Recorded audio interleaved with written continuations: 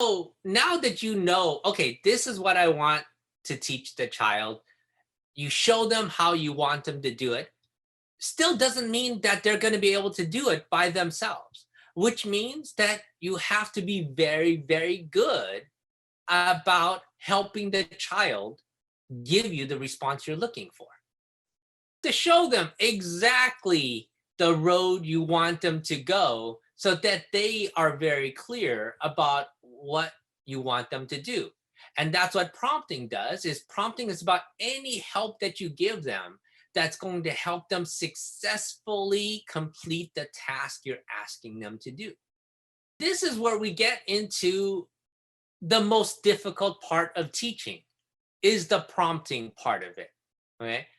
Because it's about helping the student learn, helping the student connect the things that they currently know to the things that they do not know and do not understand, and that the prompting is what achieves this. The help that you give them is what achieves it, which means that you have to be really good at prompting to be a really good teacher. The best teachers are the teachers that are the best at prompting. And the prompting is always getting this child to be successful with whatever it is that you want them to do. So helping somebody is about the consistency in how you help them. Okay.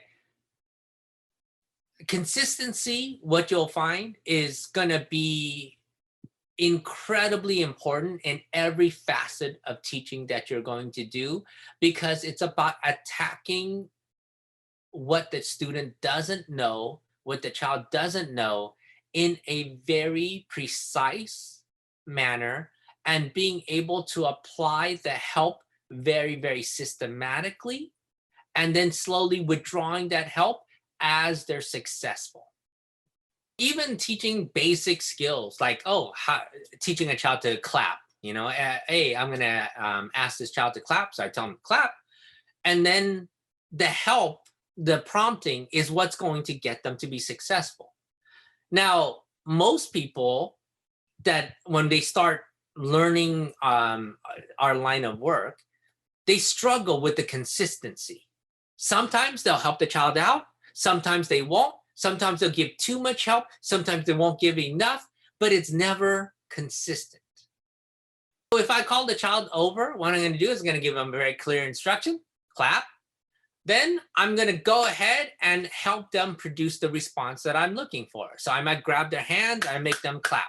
Okay? And then I'm going to give them reinforcement for listening to what I do, what I ask them to do. And so then I'm going to do it again. And I might do it again. And I'll keep on providing that same level of assistance until I start to feel the child do more on their own. I start to feel that they are trying a little bit more. And then I'm going to step away from the prompting. So in the beginning, I might go 1, 2, 3 as my full assistance given to this child, and then as they start to feel it, then I might go 1 and 2 and let them do the third one. And if I feel that initiation, I might stop the prompting altogether.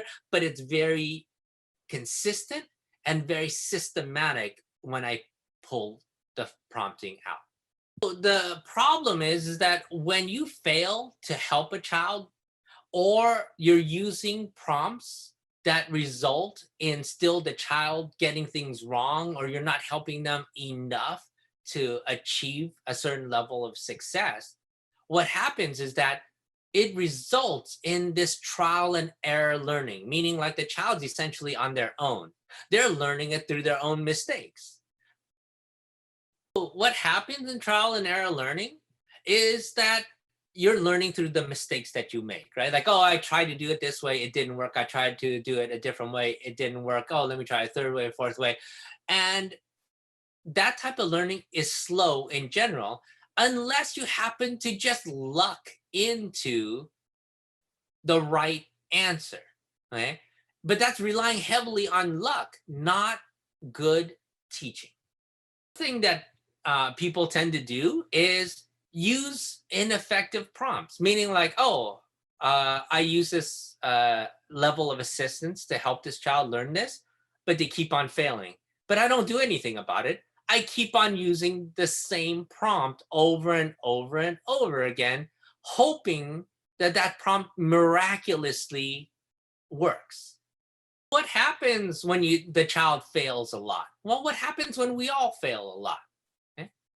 We get frustrated, right? So the child's gonna get frustrated from failing a lot. Then we as teachers also get frustrated with how the student is not learning what we're trying to teach.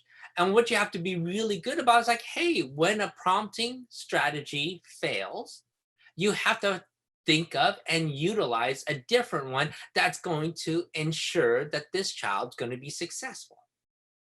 Now imagine that I ask you to do something that you don't particularly have any interest in doing, okay? And it's a difficult skill set to learn, and I am making you do it, but I'm not giving you the help that you need to be successful at it, okay?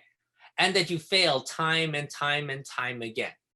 Well, the thing is, the next time I ask you to do the same thing, you're going to find every reason, every excuse not to do what I asked you to do. If instead I walk you through it, I demonstrate it for you, I give you the help that you need in order to successfully navigate the basic tasks involved and get more complex tasks until you're able to do the most complex tasks with ease. Well, the thing is, the next time I ask you to do that thing, you still might not be very interested in it, but you won't have the level of resistance to doing it after having success with it as when you experience a lot of failure with that same thing. What you want to always think about is using the right strategy, the right tools to teach what it is that you want the student to learn.